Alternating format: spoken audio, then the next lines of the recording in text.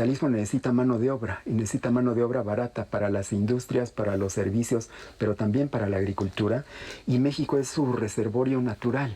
Es desde entonces una relación muy asimétrica. Estados Unidos tiene un crecimiento económico mucho mayor que el nuestro, una potencia militar también muy superior a la de nosotros, pero se convierte en un imán que atrae a la mano de obra, que encuentra una salida, pero que es una salida temporal. Hay una especie como de complementariedad entre las economías de los dos países. Estados Unidos necesita mano de obra, la fuerza de trabajo mexicana necesita mejores salarios. Hay una vecindad, hay una tradición, hay una familiaridad que hace que el tránsito sea muy natural y que sea un tránsito circular. Van, trabajan, se regresan, vuelven a ir, trabajan, se vuelven a regresar, y esto va convirtiendo sobre todo a la zona fronteriza y a la zona del Bajío que comentaba esta Leticia, en regiones que están muy integradas a la economía de Estados Unidos y que poco a poco comienzan a desarrollar características muy especiales. Sí, y creo que también vale la pena señalar que esta relación asimétrica también la podemos ver en las relaciones diplomáticas, ¿no?, que hay entre ambos países. Pero bien, para seguir explorando este tema, les invito a ver la siguiente cápsula. El origen de la migración a Estados Unidos comenzó después de la guerra entre ambos países de 1846 a 1848, la cual produjo la pérdida de más de la mitad de nuestro territorio. Miles de familias mexicanas, al moverse en la frontera, quedaron del lado estadounidense en California, Texas, Arizona y Nuevo México.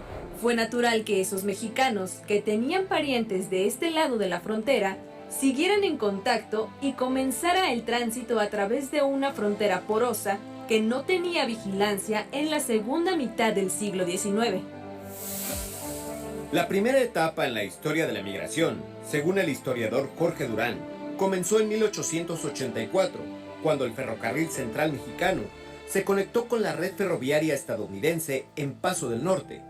Duró hasta 1920, cuando terminó la Revolución Mexicana y se caracterizó por la contratación masiva de mano de obra mexicana para trabajar en las zonas rurales del sur de Estados Unidos, mediante un sistema de enganche, en el que se adelantaba el pago a los trabajadores desde sus lugares de origen y se creaba un sistema de endeudamiento que los obligaba a permanecer trabajando por bajos salarios, hasta que pagaran sus deudas por traslado, alimentación, vivienda, alimentos y ropa en las tiendas de raya, un sistema parecido al peonaje por deudas de las haciendas mexicanas en la época de Porfirio Díaz. Los años de 1921 a 1940 se definieron por una política de deportación masiva de mexicanos por parte del gobierno de Estados Unidos, provocada por las sucesivas crisis económicas. Después del boom provocado por la Primera Guerra Mundial, la recesión y las crisis económicas provocaron el cierre de empresas y el despido masivo de trabajadores. En este tiempo, fueron deportados más de 600,000 trabajadores mexicanos.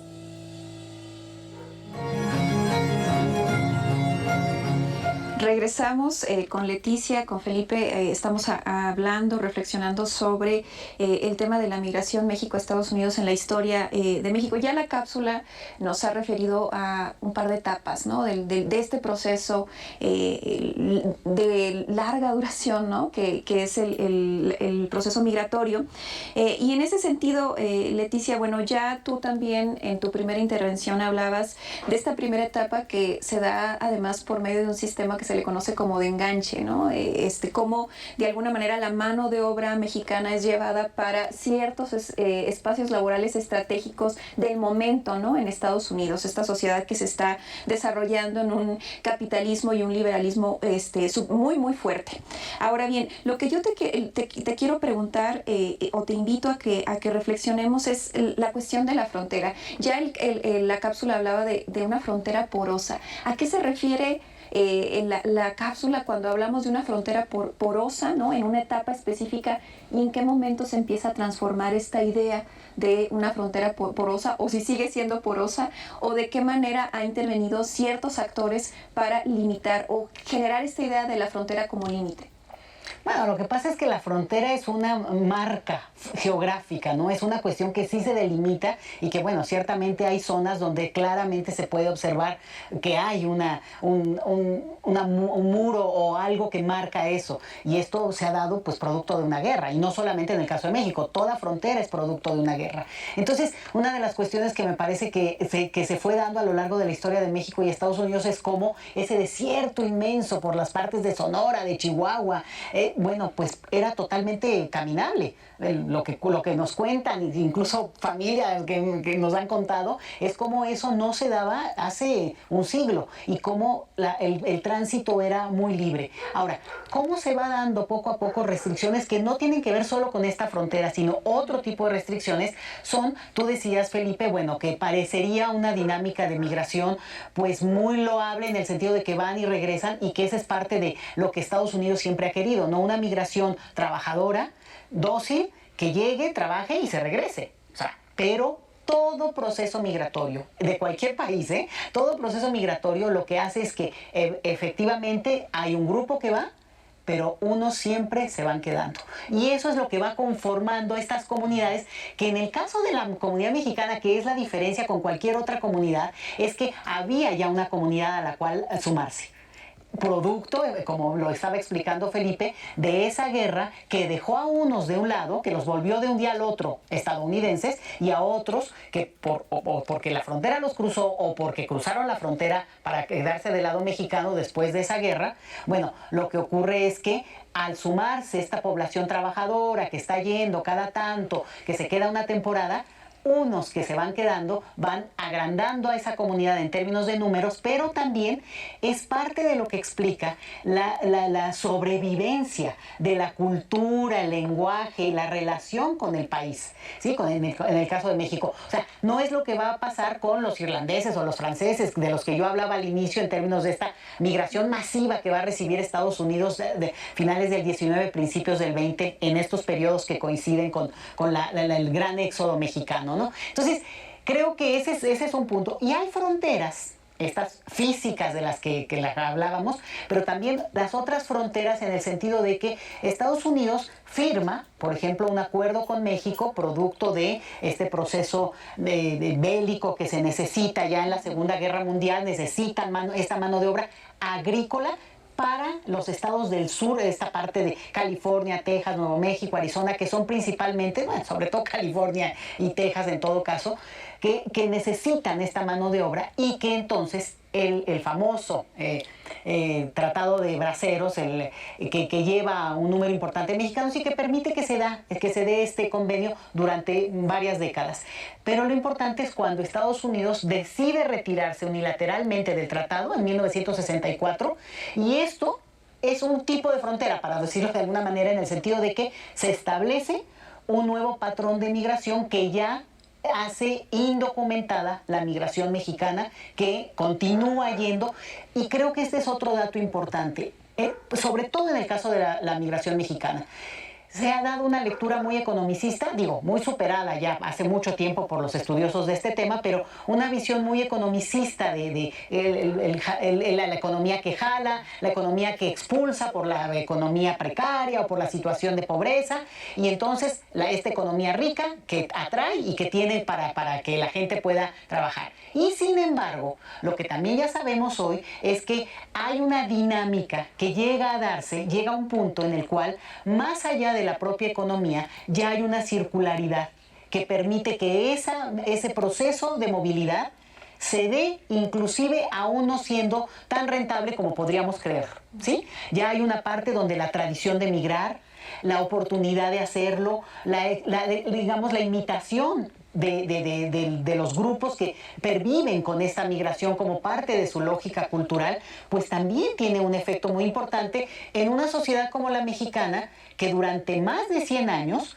tuvo esta predominancia de migración de ciertos estados que mencioné al inicio, principalmente del Bajío mexicano, a ciertos lugares de Estados Unidos. El gran cambio se va a dar hacia los años 70 del siglo XX, pero ya más hacia 80s y 90s propiamente, cuando se expande en los estados que expulsan migrantes de nuestro país, Hoy por hoy prácticamente no hay ningún lugar del país donde no haya emigración, y que también se, digamos, diversifica los lugares para llegar en Estados Unidos, y ya no solo los estados que han sido, o les decimos los estados tradicionales de migración, siguen siendo los predominantes, California, Texas, la geografía nuestra, ¿no? Pero ese es un cambio muy importante, finales del siglo XX. Excelente. Pues nos encanta este panorama que nos ofreces, porque nos permite reconocer también cómo el proceso migratorio se transforma, ¿no? En la práctica, al momento de moverse por parte de las personas. Y en ese sentido, Felipe, la pregunta que te quiero hacer es, ya sabemos que un actor fundamental en este proceso histórico pues es la persona, el individuo que migra, que se mueve, que se va de su lugar de origen a otro. En este caso Estados Unidos y en estas regiones que ya mencionaba Leticia, pero ¿qué otros actores e instituciones intervienen en este proceso que justamente definen, ¿no?, el carácter y la imagen que va a tener, en este caso ahora, el indocumentado que está cruzando una frontera en términos estadounidenses ilegal, ¿no?, y que de alguna manera también transforma la forma en la que explicamos el proceso migratorio? Hay muchos actores. Desde luego, en primer lugar, pues están los trabajadores, las trabajadoras y sus familias que dejan sus regiones de origen y que cruzan la frontera para trabajar estacional o de manera semipermanente, o algunos ya permanente desde hace algunas décadas, ¿no? Están los empleadores, los que les ofrecen trabajo, los agricultores, los dueños de rastros, de empacadoras, de ferrocarriles. Están ya más recientemente los dueños de restaurantes, los dueños de hoteles, los dueños de cadenas comerciales, ¿no? Porque en las últimas décadas la migración ya no es solo agrícola como al principio, ni solo de trabajadores industrializados de un sector que era el que predominaba a principios del siglo XX, sino que ya es una migración más enfocada al sector de servicios. Están, desde luego, como lo vimos en la cápsula y lo comentaba Leticia, los enganchadores, que son los que vienen a reclutar mediante artificios legales o ilegales a la mano de obra y que se los llevan. Están los transportistas. Están también, desde luego, las autoridades de los dos países, las autoridades estadounidenses que tratan de abrir o de cerrar la frontera de acuerdo a sus necesidades económicas, industriales y políticas también. Y está el gobierno de México en sus distintos niveles, ¿no? Desde el gobierno federal hasta los institutos enfocados a atender el problema migratorio, los consulados, en fin, hay una enorme red de actores, hombres, mujeres, instituciones que forman parte de este complejo proceso social. Excelente. Bueno, ya Felipe mencionó autoridades, ¿no? Yo creo que más allá de quienes hacemos historia, ¿no?, y leemos libros académicos y demás, la población general conoce muy bien o tiene una idea de lo que pasa respecto a las autoridades en Estados Unidos, ¿no? Cuando crean leyes, ¿no?, restrictivas, cuando utilizan mecanismos para detener, ¿no?, la migración. Pero ¿qué pasa del lado mexicano? En la historia del proceso migratorio, ¿cómo ha actuado? Bueno, ya hablabas de este programa Bracero, que fue un acuerdo que se da entre los dos gobiernos, pero bueno, después de esto, ¿cuáles son los mecanismos o qué estrategias lleva el gobierno mexicano, si es que las lleva? Fíjate que por mucho tiempo se habló, y todos los historiadores lo han hecho, de la política de la no política, ¿no? Está un poco de avestruz, estaba el tema de la migración y es un proceso que tuvo tal dinamismo, estoy hablando del siglo XX, el proceso posbélico y esto que decíamos que se inaugura un tipo de migración ya indocumentada, a la par que continúan también otro tipo de formas de migración, aunque muy complicadas, porque una visa en Estados Unidos hace eso complicado. Bueno, pero lo que sí empieza a ocurrir es que en México simplemente se deja ir el tema.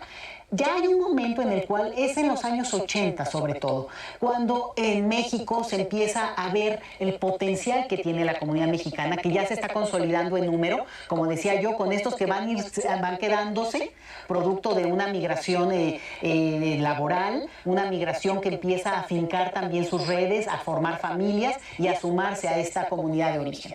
Pero el punto interesante es que el gobierno mexicano con Salinas de Gortari empieza a ver ese potencial, sobre todo porque se va a dar en el contexto de, digamos, esta necesidad de reconocer algunas experiencias muy interesantes como ya la politización de los mexicanos en el sentido de responder frente a México, aunque se viene dando desde antes, y algunos hablan de que incluso décadas antes, pero estrictamente hablando ya hay incluso elecciones simbólicas en algunas ciudades de Estados Unidos de mexicanos que quieren votar en las elecciones de México.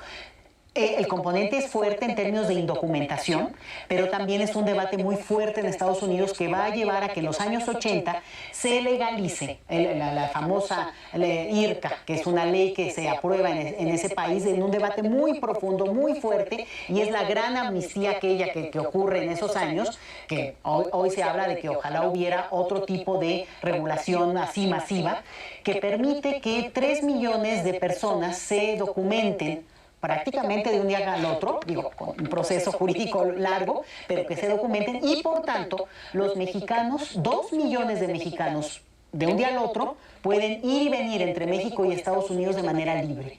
Y eso es una experiencia que si la tuviéramos, que si la aprendiéramos de lo que tenemos que aprender, veríamos lo enriquecedor y formidable que eso significa, porque de un día al otro las personas no solamente se reencuentran con sus comunidades, sino además, bueno, se enriquecen y generan un vínculo, pues que realmente es muy, muy importante para ambas naciones. Pero ocurre eso, y entonces, en ese contexto, los gobiernos, porque ahí sí como que se van ampliando las visiones, van teniendo reacciones administrativas ya importantes frente a esas comunidades. Muchísimas gracias, Leticia. ¿Qué reflexión breve pudiéramos hacer sobre la importancia de la historia de la migración para entender la actual, Felipe? Es una historia muy importante. No solamente ha configurado la geografía, la sociedad, la política y la cultura de prácticamente toda la República Mexicana, porque no hay un lugar que no tenga un segmento de población migrante a los Estados Unidos en algún momento durante los últimos 150 años, y porque además es un fenómeno que sigue vivo, que sigue actuando y que sigue siendo importantísimo. La relación de los migrantes con sus familias, con sus comunidades, con sus pueblos, es fundamental. Tan solo tendríamos que mencionar el tema de las remesas, que ya habrá ocasión de ocuparnos de eso. Muchas gracias, Felipe. Leticia. Pues que no es posible entender la historia de México sin entender el proceso migratorio. O sea, que es fundamental incorporarlo, porque creo que es algo que se niega mucho o se ve como aparte, como que fue ocurriendo en paralelo a lo que ocurría en la nación, cuando realmente el gran avance es comprender que es algo integral, que la migración es parte de la historia y del ADN de la historia mexicana. Muchísimas gracias. Maravilloso final para este programa, Leticia, esta reflexión. Pues les agradezco a ambos estar acá en Perspectivas Históricas 11. Les agradecemos muchísimo y les deseamos una excelente noche.